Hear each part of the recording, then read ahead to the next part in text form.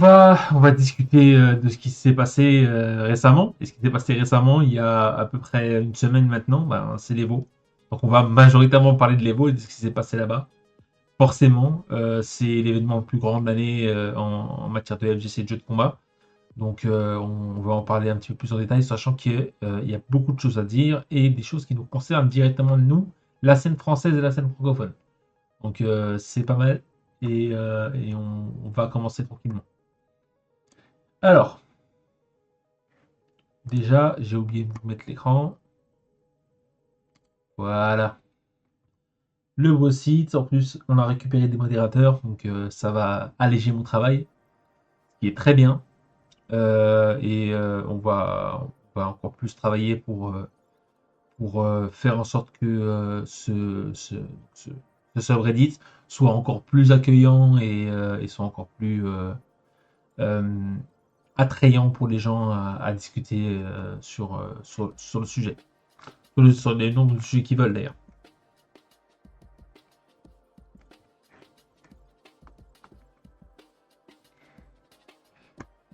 Donc, hop, on va commencer par le premier sujet.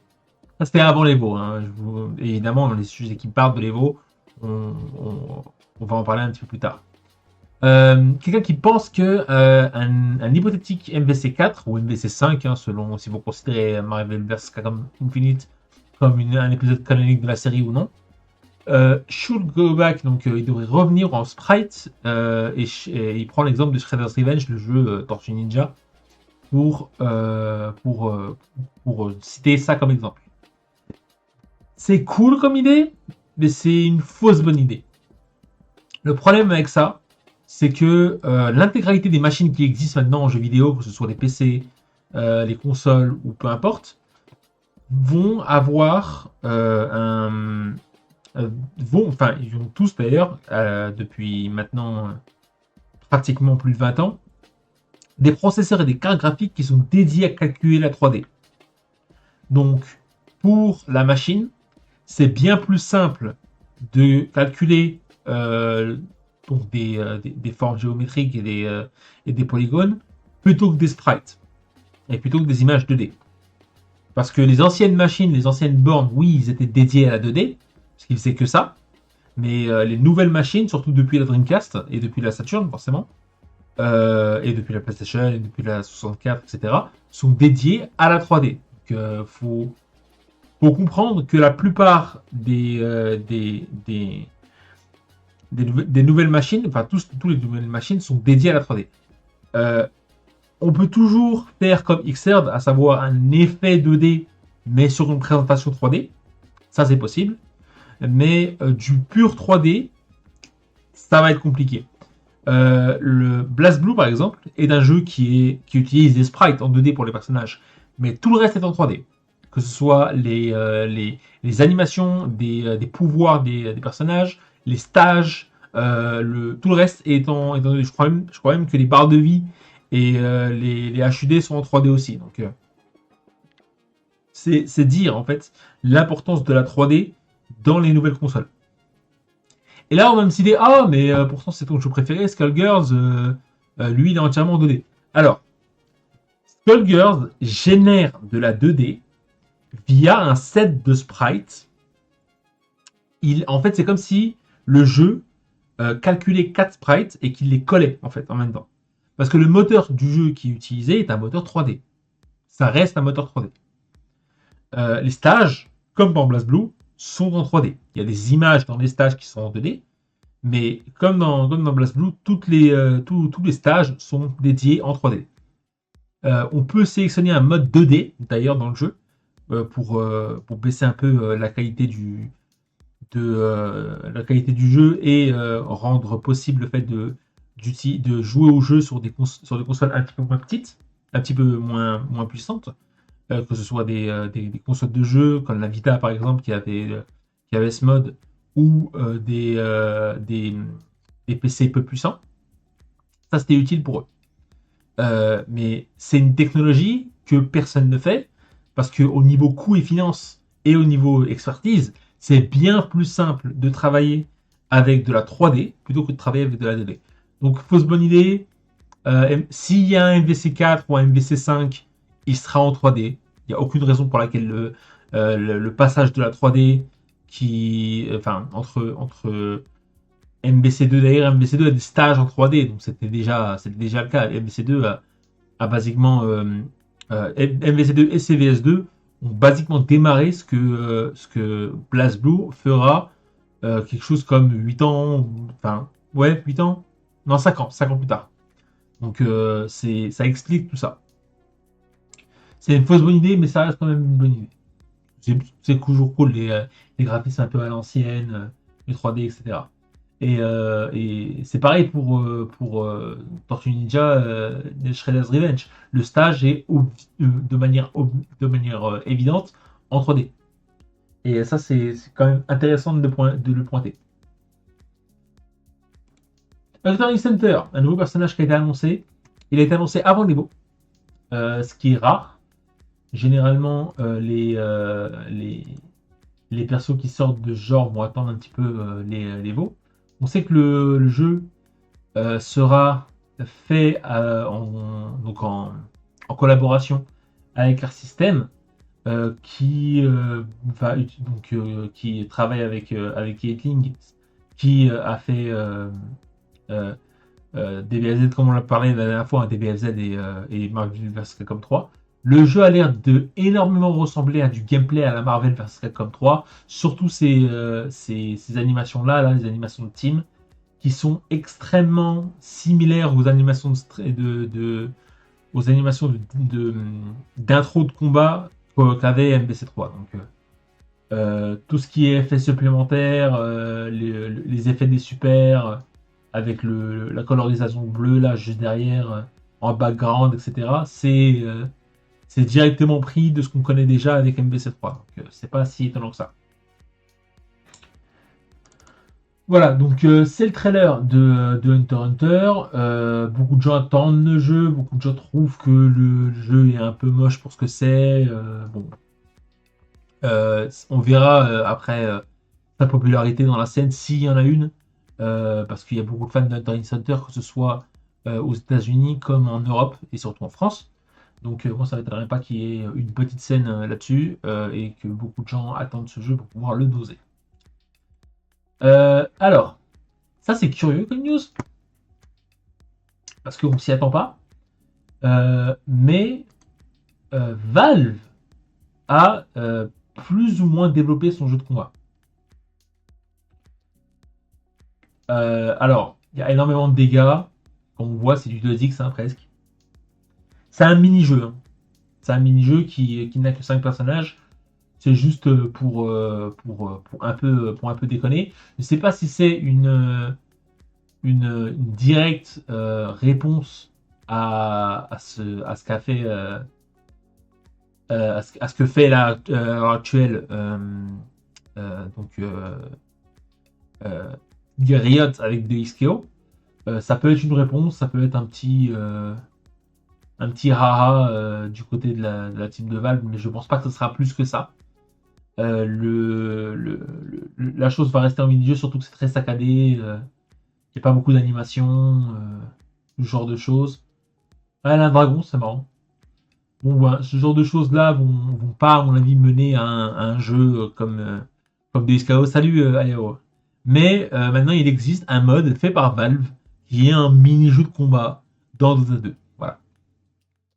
C'est pas important à savoir, mais au moins ça existe. Ensuite, on a le trailer de Takeda, un des persos préférés des mecs de la scène de jeu de combat sur le Mortal Kombat, sur un des Mortal Kombat, qui est considéré comme le meilleur Mortal Kombat jamais fait, donc MKX. Et ce personnage-là est intéressant parce que il a une certaine classe, il est assez versatile dans ce qu'il fait, surtout avec ces deux fouets qu'on va retrouver tout de suite, vu que l'intégralité de son gameplay se base sur ses fouets, évidemment. Tout le monde a une arme favorite dans Mortal Kombat. La hache de Tenchung, les nunchucks de Liu Kang, le chapeau de Kung Lao, etc. L'animation a l'air de ressembler plus ou moins à ce qui s'était passé avec MVC2, surtout le côté flashing ninja, directement pris de certains moves de Scorpion aussi, parce que forcément, le personnage de Takeda est un disciple des Shirai Ryo dans l'ancienne timeline. Là maintenant, c'est un personnage venant du clan des Lin Kuei qui maintenant rassemble Scorpion et Sub-Zero dans Scorpion, Sub-Zero et Smoke dans le même Akali. Donc c'est intéressant à voir, le perso est flashy, il y a beaucoup de choses à dire là-dessus. Je suis pas vraiment spécialiste de Mortal Kombat pour vous dire ce qui se passe et ce qui ne se passe pas là-dessus, mais en tout cas le personnage a l'air de claquer bien méchamment. Et ça a l'air d'être plutôt cool pour ce que c'est. Donc on verra bien ce qui se passe ensuite. Je vais m'arrêter tout de suite avant les fatalités, parce que sinon je risque d'être démonétisé. J'ai pas fait MK1 à Yao. Pour être honnête, MK1 m'intéresse pas tant que ça. J'aime bien le voir, mais je préfère MK11. Donc si je devrais doser un jeu MK pendant un bout de temps, ce serait plus MK11 que MK1. Sachant que MK11 a encore beaucoup de people online. Et ça m'intéresserait un petit peu plus de faire MK11. Je le préfère au niveau de ses footsies, au niveau de son jeu, de ses mécaniques de wake-up, de plein de choses. Et surtout qu'il y a encore les variations qui, moi, m'ont toujours fait fasciner en tant que non-joueur NRS. Tout ce qui est customisation des coups spéciaux, qui est vraiment, vraiment marrant à prendre en compte. Et c'est le genre de choses qui me plaisent dans un jeu de combat comme Mortal Kombat. Mais je pourrais. Enfin, honnêtement, je me suis promis de doser Street Fighter 6 et Tekken 8, ce qui me cause pas mal de temps de base. Alors, enfin, conjuguer ça avec moi qui joue à Hot Wheels comme un con pour faire du stream et de temps en temps j'ai envie de jouer au jeu de combat et de temps en temps là par exemple là ce matin je me suis fait un petit Dota Underlords donc à force c'est chronophage et on n'a pas forcément le temps de tout faire et là-dessus Mortal Kombat 11 je suis obligé un peu de le mettre de côté mais MK1 la mécanique des caméos je pense pas qu'MK avait besoin d'assist pour dynamiser le jeu, on va dire. Surtout que il le dit sans le dire, mais ça supprime quand même pas mal de persos du cast. Oui, on va avoir l'annonce tout à l'heure, on va avoir ça. Le Chaos Reigns. D'ailleurs, on va mettre le trailer tout de suite. Forcément, ouais. On va mettre le trailer tout de suite de Chaos Reigns. J'ai oublié le son. Désolé. C'est la partie de l'histoire supplémentaire où Havik devient le méchant. C'est cette fin où on voit tous les Havik en même temps être de consorts. Ça me rappelle un peu la fin de Ant-Man, le film Ant-Man et Ant-Man et la guêpe Quantum Mania. Je vous conseille de le voir. Hein, ça reste un MCU, mais ça reste quand même fun à regarder. Et justement, alors on a déjà eu Sector et Cyrax en tant que personnage caméo. On s'est dit c'est bon, c'est mort, ils seront pas jouables. Mais non seulement ils sont jouables, mais en plus ils les ont mis en tant que femmes. Ce qui est plutôt intéressant. On a Cyrax avec ses boules habituelles, etc. Maintenant, c'est plus des costumes un peu à l'Iron Man plutôt que de véritables persos. On voit le visage d'ailleurs du perso. Et là, c'est intéressant vu que là, on voit carrément le trailer de Noob Saibot. Noob Saibot qui était un bon personnage aussi dans MK11 et qui va être en DLC, qui va apparaître en DLC dans le deuxième pack de Mortal Kombat 11. Chaos Reign qui va avoir, j'imagine, comme Mortal Kombat 11 Aftermath, des persos supplémentaires et une histoire supplémentaire, comme c'est arrivé avant. Et donc, les gens sont plutôt contents de Noob Saibot, parce que Noob Saibot, c'est toujours été un personnage plutôt classe. Avec aussi, un personnage plutôt classe. Et voilà, là c'est ce qu'on disait tout à l'heure. Maintenant, c'est des costumes. Cyrax et Sector sont des costumes que sont équipés, qui sont équipés par des femmes ninja, plutôt que de véritables robots comme de robots ou des androïdes, comme il était à l'époque. Donc forcément, on voit les fatalités de tout le monde. Et moi, ce qui m'intéresse, c'est surtout la fin. La fin, qui est le plus intéressant. What's your favorite scary boy? Et on a Ghostface. Mais pas que.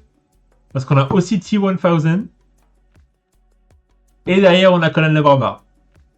C'est quand même pas mal. Comme personnage en DLC. Ça, c'est pour les fans de films, hein, évidemment. Comme on a eu Omni-Man et Homelander et Peacekeeper dans le premier pack. MK, ça fait très très longtemps que ils ont clairement dit le business maintenant, le plus important. Ça, c'est Alien Mality, hein, ça a été ajouté gratuitement dans le jeu, donc plutôt cool. On va stopper ça avant que je me fasse démonétiser.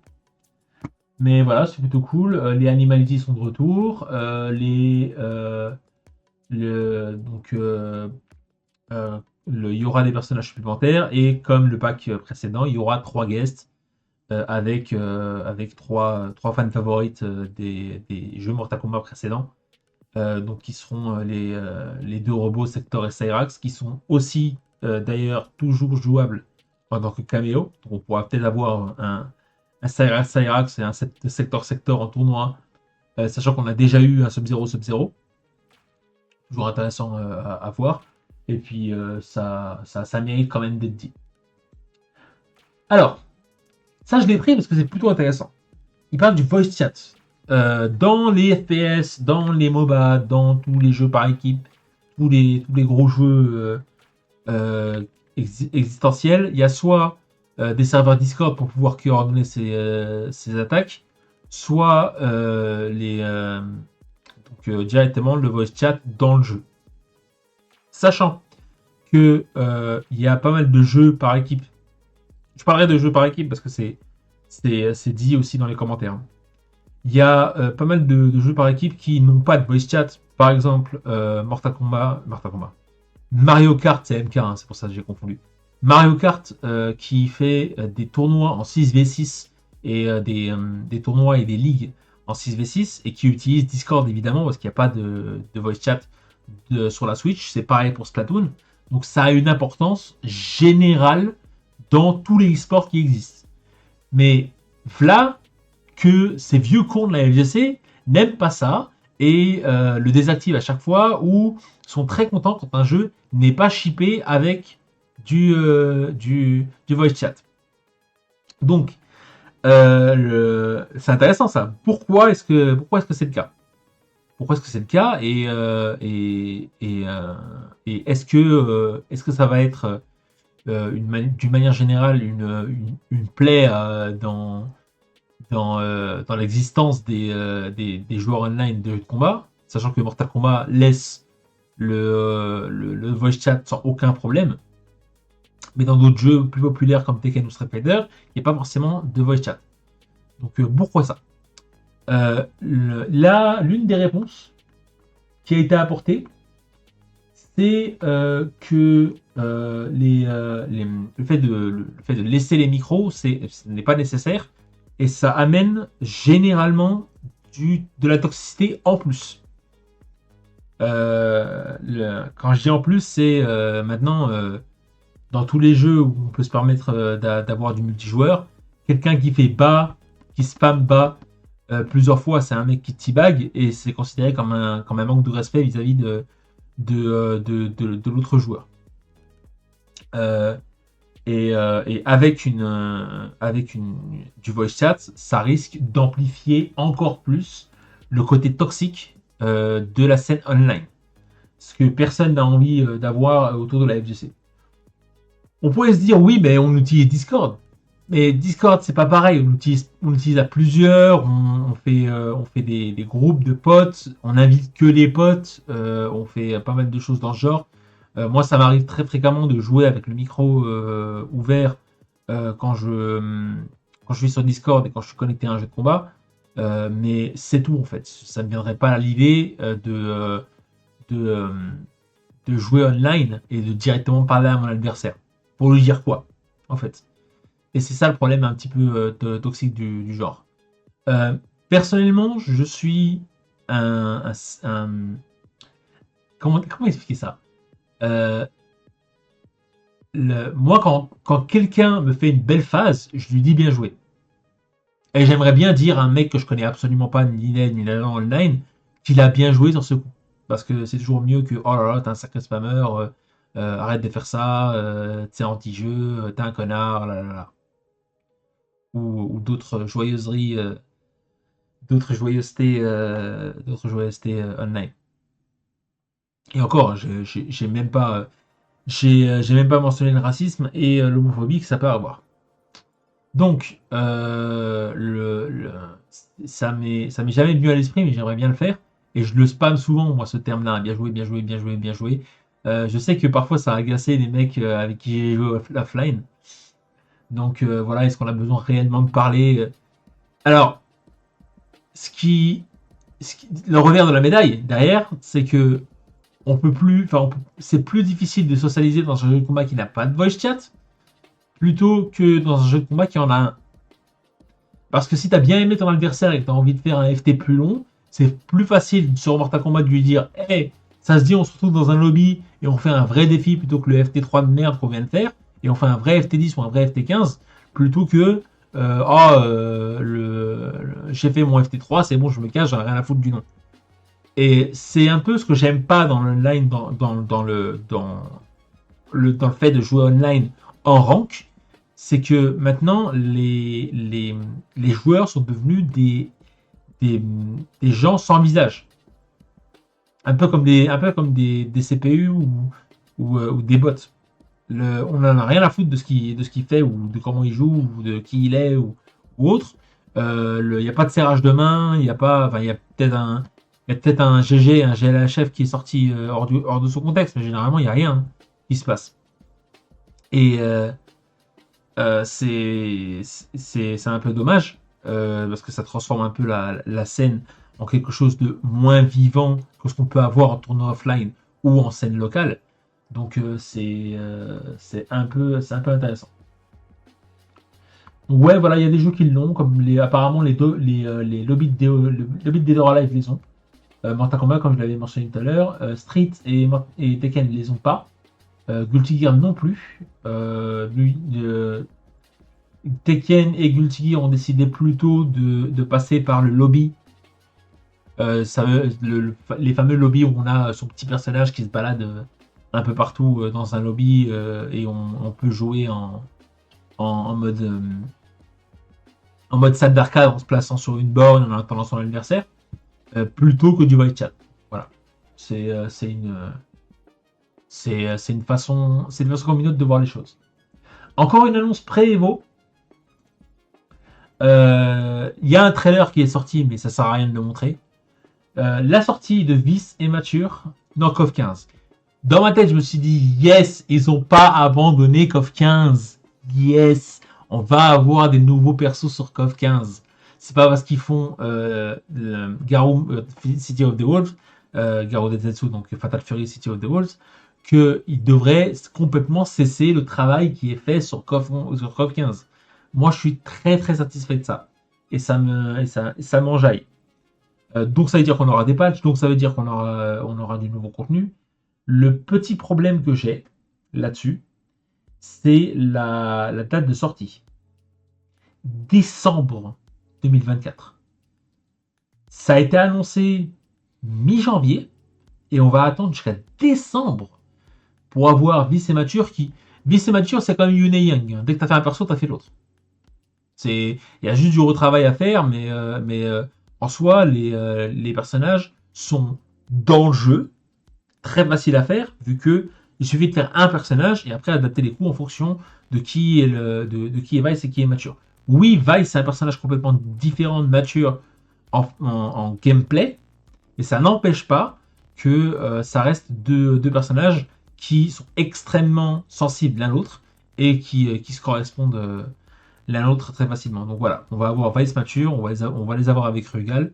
Maintenant que Yori Yagami les a abandonnés pour faire la team Sacred Treasure, ça donnera peut-être la team démon ou je ne sais quoi, ou la team Rugal, ou comme vous voulez, sur le jeu. Est-ce qu'ils vont sortir en même temps? Est-ce qu'ils vont sortir avec une date différente? Ça, on n'en sait rien. Il n'y a pas de date différente, donc on se dirait qu'ils vont sortir en même temps. Ça me paraît logique, vu que, comme je l'ai dit, on fait l'un, on a basiquement fait 50% ou 60% de l'autre en personnage. Donc c'est assez facile de s'adapter et de faire les choses correctement. Petite annonce supplémentaire qu'on va regarder sur YouTube d'ailleurs directement. La sortie de SNK versus Capcom SBC Chaos sur console. Le fameux crossover, en fait, le deal à l'époque, c'était que Capcom fasse son crossover, qu'il l'appelait Capcom vs SNK, et que SNK fasse son propre crossover, qu'il appelle SNK vs Capcom. Donc, d'un côté, on a un jeu Capcom-like qui ressemble bien plus à un Street qu'un KOF, et de l'autre, on a un jeu, plus KOF-like, même s'il n'y a pas des aspects de KOF comme le petit saut ou des mécaniques comme le max mode ou ce genre de choses. Il n'y a pas ces mécaniques-là. Il y a un système de groupe, voilà, il y a un système de cancel, mais c'est pas le même système de cancel que quand on a le max mode dans le jeu. Et surtout, bon ça c'est bien, ils ont jeté les hitbox, mais surtout, le jeu, si le jeu était bon, il serait un peu plus joué sur Fightcade. Or, c'est pas le jeu le plus populaire de Fightcade. Loin de là. Les gens préfèrent largement plus jouer à First Strike, à 98, à 2X et à d'autres jeux, plutôt que ce jeu-là. Donc, moi, je suis dubitatif en fait. Je suis là, on avait vraiment besoin d'un SVC Chaos? Ou c'est leur façon de dire, ah, peut-être qu'on va travailler sur un mode ou un nouveau jeu Capcom vs SNK. On sait pas, hein. On sait pas, il y a des comme ce que j'avais dit au dernier euh, à la dernière revue de Air Fighters, j'en avais parlé très brièvement quand ils avaient sorti le trailer de Marvel vs Capcom Fighters Collection. Et ça a l'air d'être une sorte de réponse à Capcom en disant ben vous sortez vos anciens jeux et vous mettez du rollback, ben nous on va faire pareil. Et c'est l'autorisation comme ce qui s'est passé avec le jeu sur Neo Geo Pocket SNK vs Capcom The Match of Millennium, qui était il y avait un mode 3v3, mais il y avait aussi un mode 1v1. Je sais plus exactement parce que c'est un jeu mobile. Hein. C'est pas les jeux mobiles qui sont joués le plus dans la FGC. On a aussi un nouveau personnage qui, lui, si je ne me trompe pas, a été annoncé à l'Evo, qui est Kevin. Kevin était très très fort dans Garou Mark of the Wall. Il est considéré comme le personnage le plus fort avec BJNet et Grant. Grant qui était un personnage caché. Hein. Il fallait faire un code pour le débloquer. Grant comme Kane d'ailleurs. Et Kevin est intéressant parce que l'intégralité de ces techniques sont basées sur des explosions, des gros coups. Il avait déjà la capacité de crawl en faisant pas avant. sur KOF, pardon, sur Garou Mark of the Wolf, et c'est un personnage qui vient directement de Garou Mark of the Wolf, donc ça mélange un peu les concepts. Surtout que je sais pas si je l'ai mis en avant. Je vais vérifier tout de suite. Non, je l'ai pas mis en avant, pardon. Parce qu'il y a eu Kevin, mais de l'autre côté, en même temps que Kevin, on a eu, si j'arrive à trouver.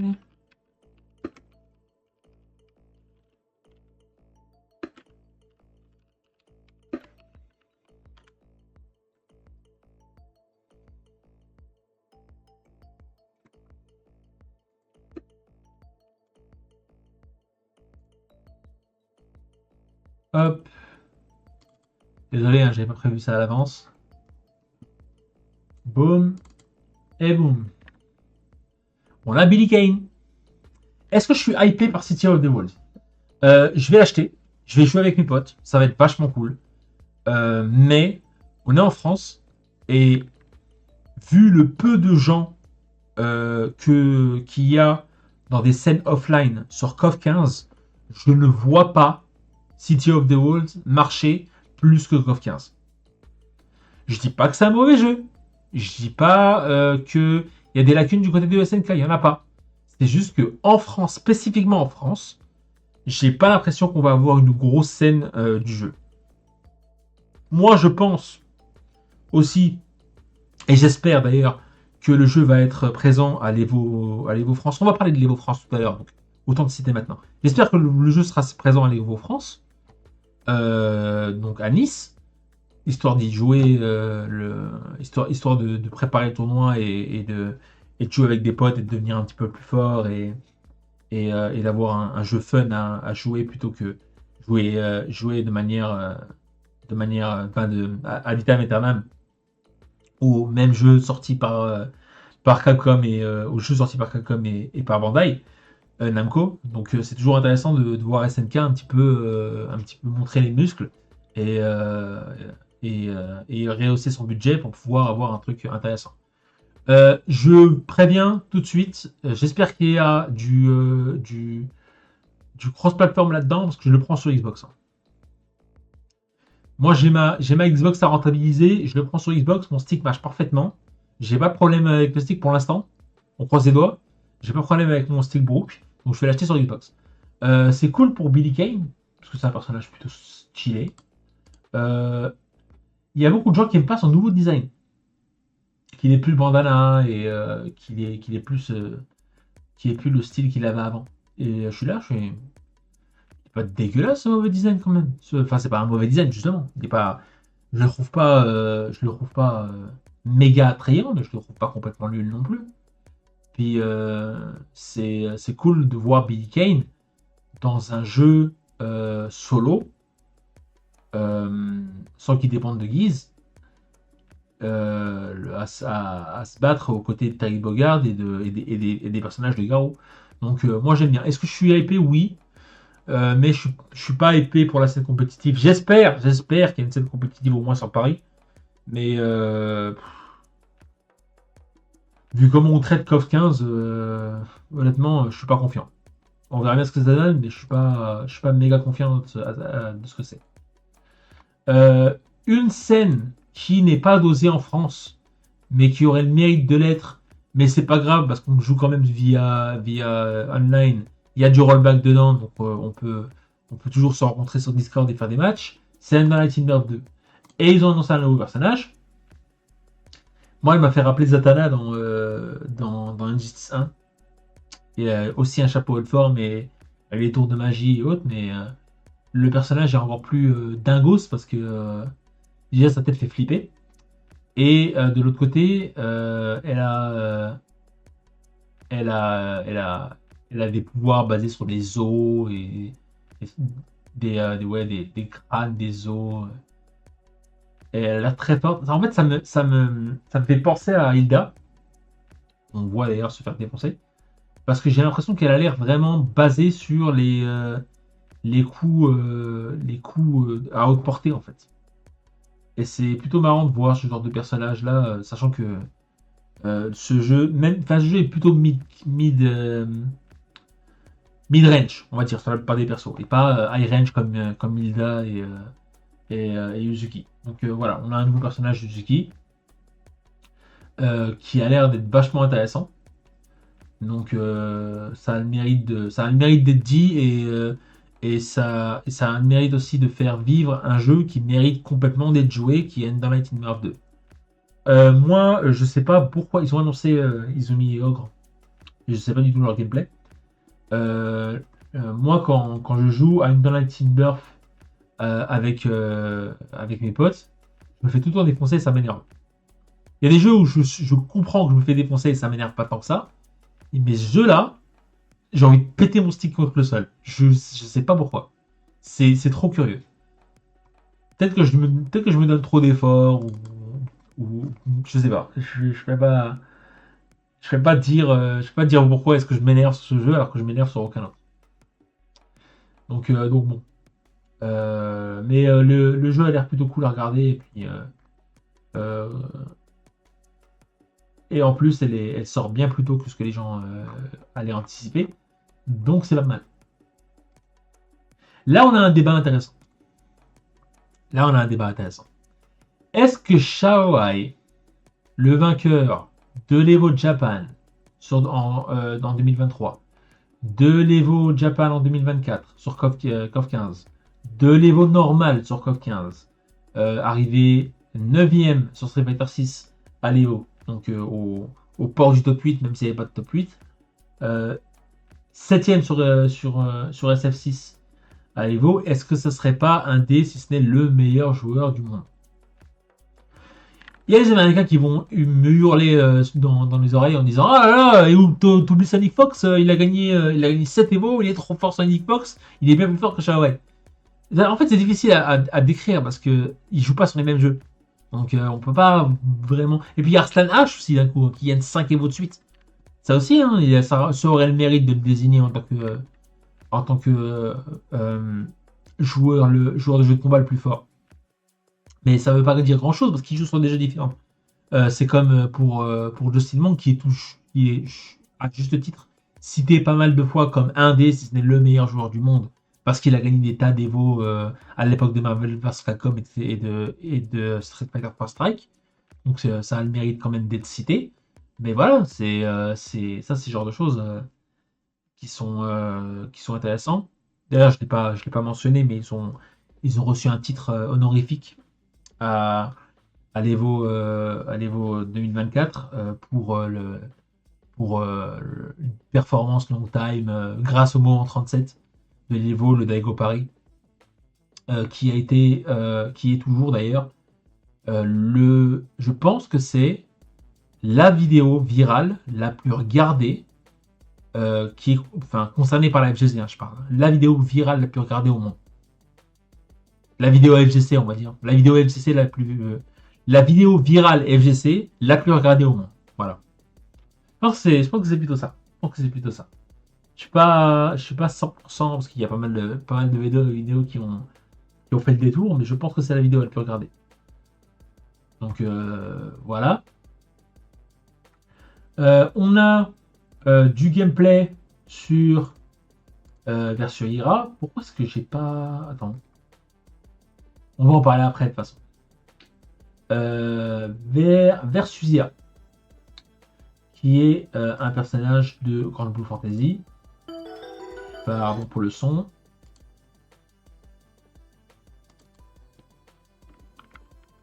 Qui a l'air vachement stylé, qui a l'air lié à un des derniers personnages qui vient d'apparaître, qui a l'air d'être une espèce de boss du jeu avec sa peau rouge et ses longs cheveux. Ça fait beaucoup penser à un gros boss énorme, super fort, façon Azura. Rien que ça, là, c'est du DBZ pur. Voilà, elle peut balancer des pylônes, elle a une boule rapide, elle a une chope. Enfin, ça doit être sa chope normale, mais elle est visuellement impressionnante. Ah, elle a une boule en super qui est statique et qui peut faire du setup avec un stomp. Eh ben dis donc. ils sont lâchés un peu sur les combos hein, depuis qu'ils sont sortis. Parce que de base, Grand Blue Fantasy, c'est un espèce de Street Fighter, mais avec des personnages animés. Genre, Katarina, c'était basiquement Ryu, Grant, c'était basiquement Ken, Ferry, c'était Dalsim, Lancelot, c'était Fei Long, et j'en passais des meilleurs. Mais on n'a pas eu ce genre de choses avant, en fait. Mais bon. Euh, Bah, ça me paraît, ouais, ça me paraît un peu curieux. Mais évidemment, ils vont l'ajouter avec un balance patch pour, euh, pour rééquilibrer le jeu tant qu'il est encore en compétition. Pour moi, c'est clairement pas le jeu le plus hype qu'on a vu récemment. Donc, c'est pas un jeu qui me fait hyper. Hein. City of the Walls me fait plus hyper que Grand Blue Fantasy versus Rising. Mais City of the Wolf a une, enfin, je veux dire, Grand Blue Fantasy versus a une scène en France et sur Paris notamment qui existe plus que la scène de KOF. Je ne vais pas vous expliquer pourquoi ni comment, mais il y a plus de gens qui jouent à ça plutôt que de gens qui jouent à KOF. Donc là, je sais pas vraiment pourquoi, mais c'est un fait. Et aussi, oui, c'est vrai. Il y a eu l'annonce de. J'imagine que c'est important et populaire parce que c'est typiquement ce genre de personnage-là qui vaut très cher dans des jeux gacha. Parce que c'est mignon et trucs. Et moi, je joue pas à Grand Blue, donc j'en sais rien. Mais la meuf en maid, schoolgirls, qui se transforme comme Magical Doremi ou Sailor Moon.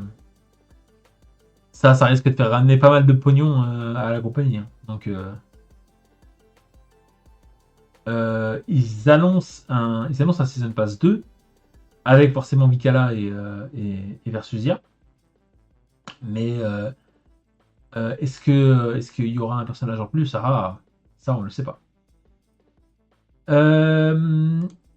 On va passer à la news d'après que j'ai pas récupéré en.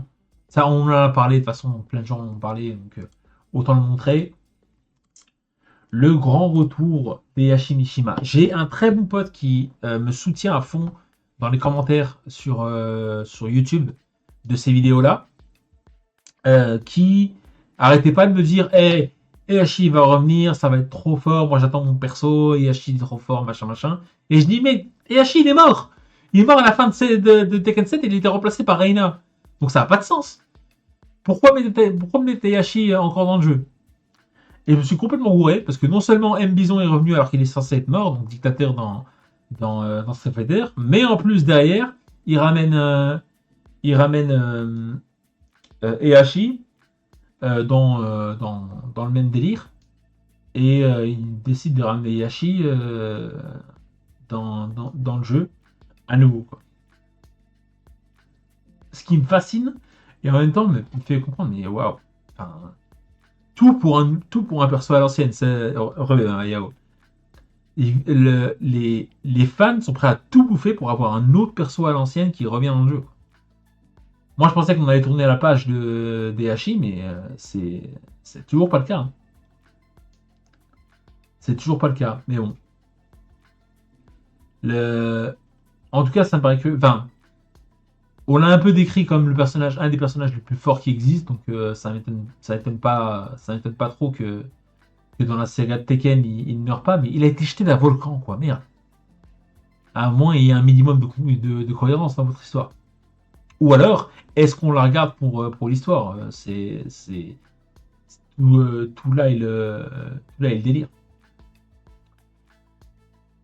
Mais voilà, on va potentiellement aussi avoir comme MK un DLC qui va proposer plus d'histoire. Parce que là, ça a l'air d'être un jeu qui repousse un petit peu plus, et voilà la tronche GHI, qui propose un petit peu plus d'histoire que dans le jeu de base. Là, on le voit dans les scènes de Tekken 7, Tekken 5, Tekken 3, Tekken 1. Ouais, je suis toujours pas mort parce que je suis un vieux salopard qui ne peut pas mourir. Bon, bah, ok. Ça fait plaisir aux fans de Heihachi Mishima, comme mon pote Kevin que je salue s'il regarde cette vidéo. Et Kevin Richmond, hein, bon gars qui me défonce à Tekken. Et voilà, ça c'est ce genre de truc. Ce genre de truc qui me fait un peu tilter, qui me fait un peu lever un sourcil, mais bon, c'est euh, c'est le jeu qui vaut la chandelle. Alors apparemment, l'Evo 2024 était nul au point de vue des spectateurs. La salle avait à peine un quart de la capacité que pouvait avoir le Mandalay Bay. Donc, donc l'arène qui est utilisée pour l'Evo avec la convention en plus dans le grand antel de Mandela Bay à Las Vegas. Euh, donc, on a eu des gens qui sont allés dans dans les étages de l'hôtel, dans l'arène, euh, qui avait un problème de sécurité. Les personnes ne pouvaient pas rentrer, euh, ces personnes sont en train de demander des refunds parce qu'ils n'ont pas pu assister à l'événement. Euh, et apparemment, c'était bien plus petit que de Mandalay Bay. Apparemment, c'était pas au Mandalay Bay. Euh, les matchs étaient hype, mais tout le reste était complètement mal fait du point de vue du spectateur sur l'Evo et il y avait largement moins de monde et, euh, et ça s'est mal passé parce qu'il y a eu énormément de popularité. Ils étaient censés être 20 000 facilement dans l'arène et au final non. Donc ça a se poser des questions et surtout ça va pas refaire pour l'année prochaine. Parce que l'année prochaine, il va avoir un petit peu plus que juste un seul Evo. On va parler de ça tout de suite. L'Evo retourne à Los Angeles pour le début de l'année. C'est là où va commencer le Battle of the Bay, à savoir l'ancêtre de l'Evo. Donc, commencer le Mandalay Bay. Pardon, l'Evo va retourner à Los Angeles. Il va être aussi au Mandalay Bay à Las Vegas, évidemment. Il y aura l'event à Tokyo. Et, comme j'en parlais tout à l'heure, on aura un événement Evo France.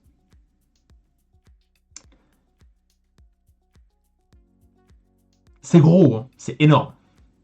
Mais moi je dis depuis des années, on le mérite. L'Europe le mérite et surtout la France le mérite parce que la France est une grosse scène des jeux de combat en Europe. Donc c'est mérité amplement.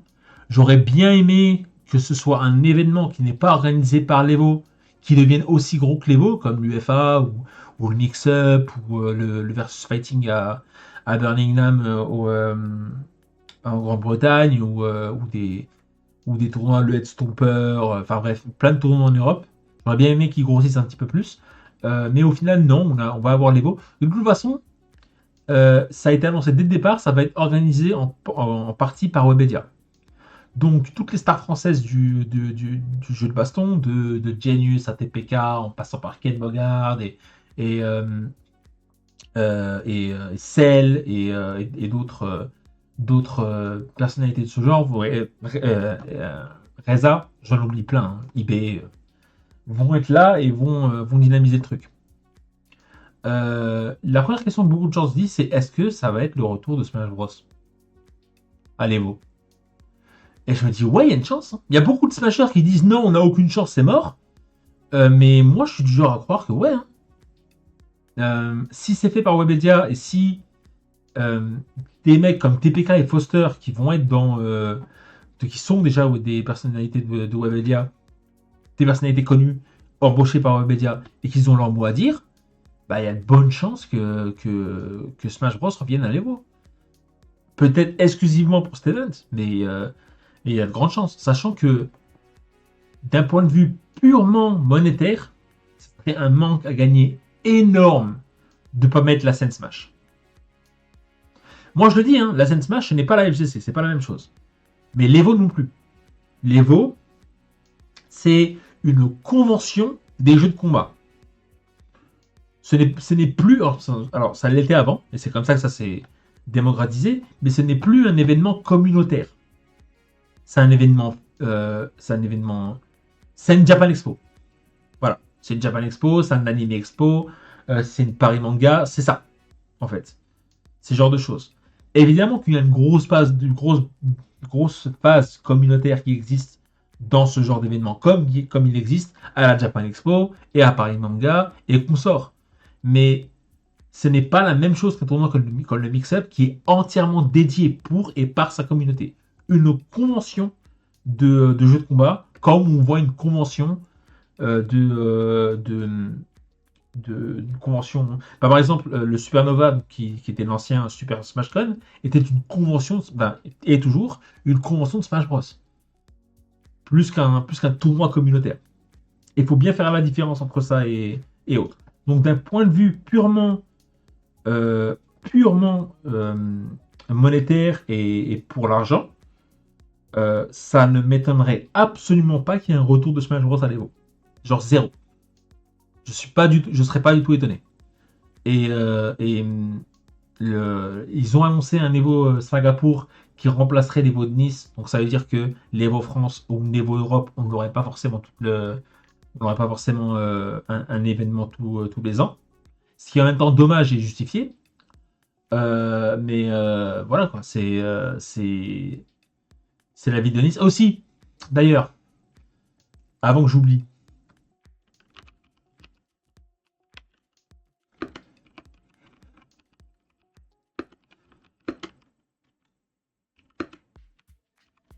par exemple pour clavier, hein, j'ai changé de clavier, c'était la ville de Nice. Bon bref, je vais pas passer 3 ans à chercher le tweet. L'Evo France, Evo France a évidemment créé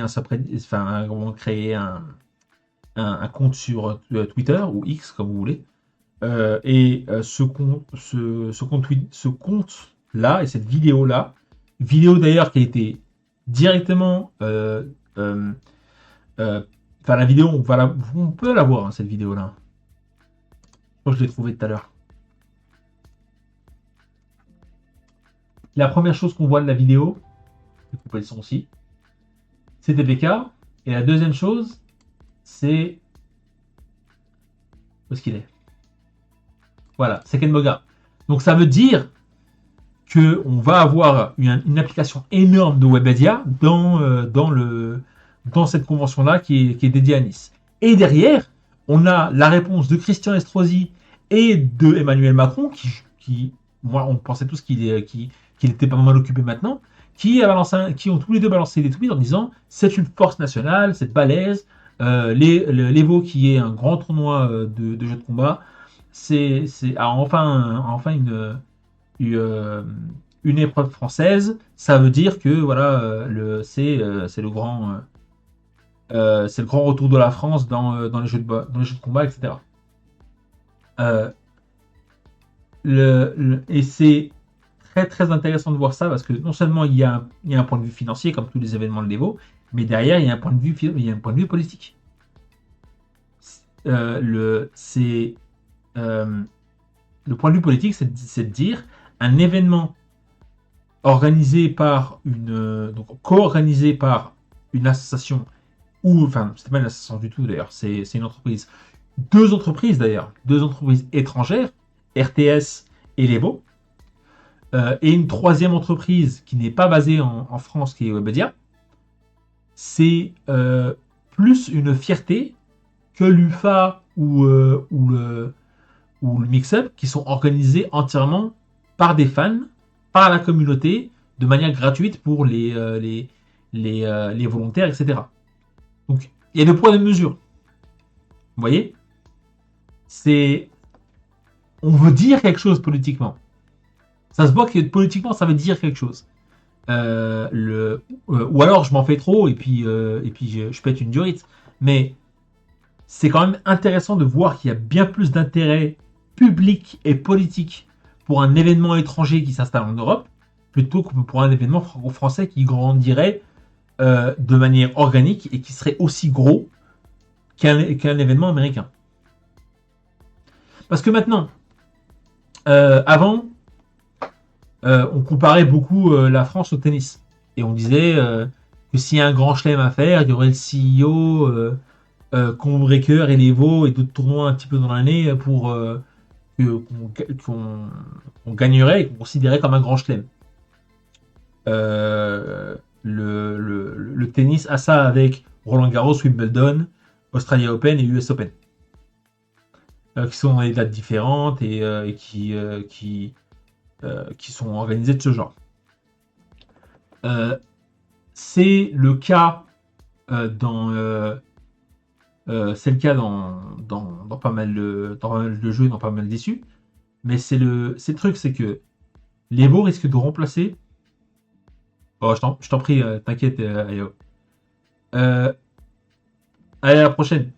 Donc, dans ce cas-là, c'est intéressant parce que c'est ce genre de truc qui ferait dire, plus ou moins en tout cas, que donc non seulement il y a moins d'importance sur l'Evo, il y a plus d'importance que sur l'Evo que l'UFA ou le Mix-Up. L'UFA et le Mix-Up ne grandiront probablement jamais ne seront jamais des événements aussi gros que l'ont été ces autres tournois. Je suis pas sûr du tout que Abu et sa société, bon c'est pas sa société mais enfin Consulting quoi, seraient aussi mêlés à faire les veaux en France, donc les veaux à Nice, et ce serait lui qui s'occuperait de l'event organization et puis peut-être de sélectionner les jeux et d'appeler les médias et d'appeler les éditeurs, etc. pour toute la partie technique. Donc on risquerait d'avoir un grand chelem qui serait que composé de tournois organisés par les veaux. Voilà.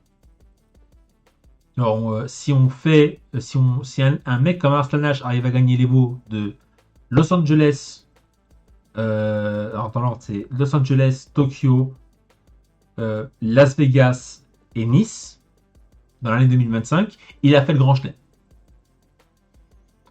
Or, Roland Garros n'est pas organisé par les mêmes personnes qui font Wimbledon, qui ne sont pas organisées par les mêmes personnes qui font l'US Open et qui ne sont pas organisées par les mêmes personnes qui font là-haut. Donc, c'est le truc, c'est que c'est pas exactement ce que j'avais en tête quand je voyais un grand chelem arriver. Encore une fois, c'est peut-être moi qui divague, mais c'est pas exactement ce que j'avais en tête. Donc, encore une fois, politiquement, ça veut dire gros, ça veut dire beaucoup de choses, surtout dans le monde des jeux de baston. Et où est-ce qu'on nous mène, nous, communauté, parce qu'il faut bien qu'on aille quelque part, où est-ce qu'on nous amène dans ces genres de décisions-là. Et je veux pas être le mec qui porte son chapeau d'alu et qui balance des âneries, mais voilà quoi, ça a l'air d'être plus porté sur le pognon et le spectacle plutôt que réellement la communauté et sa scène. Mais après, je suis vraiment mauvaise langue parce que quand on voit tous les tournois communautaires qui ont été organisés dans les veaux, dans la place qu'on appelle la place BOE aussi, ramenez vos propres setups, et qui est assez énorme dans le collectif de la scène. Voilà quoi, c'est très très important pour cette scène-là de vivre. Et l'Evo apporte une scène commune aux jeux les plus gros comme aux jeux les plus petits. On a eu CVS2 comme on a eu Tekken 8. On a eu BlazBlue comme on a eu Guilty Gear Strive. Donc, c'est positif. Mais on verra ce qui se passe pour la suite. Voilà, c'est tout ce que je tenais à dire. Là-dessus, j'ai pas grand-chose à rajouter. Ça, on peut retirer. Je vais voir s'il y a des news qui sont arrivées en plus. Simple but Deep Fighting Game, ben, j'imagine que tout le monde va leur conseiller Fantasy Strike ou des jeux dans le genre. Est-ce que quelqu'un a déjà une expérience de tourner un tournoi sur Xbox Series X ou S? Ça, je vais y répondre. J'ai pas eu l'expérience directe, mais j'ai vu des gens le faire avec Samurai Shodown, surtout la scène parisienne. Ça, c'est de la merde. Et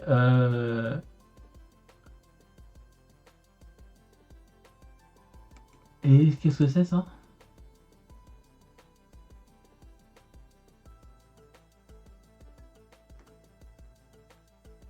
Ah oui, ouais, c'est un shitpost.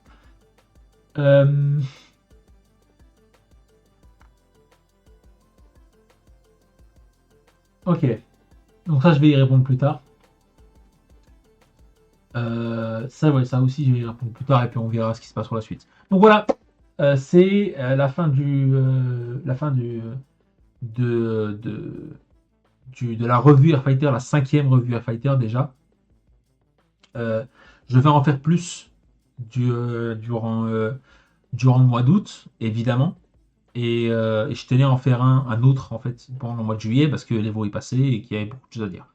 Donc ça va être uploadé directement sur YouTube et je lis tous les commentaires, donc n'hésitez pas à en mettre. Je vais évidemment faire plus d'émissions de ce genre dans le futur. J'espère que ça vous a plu. Et on se dit à la prochaine. Voilà, je n'ai pas grand chose de dire de plus, donc à la prochaine les gens.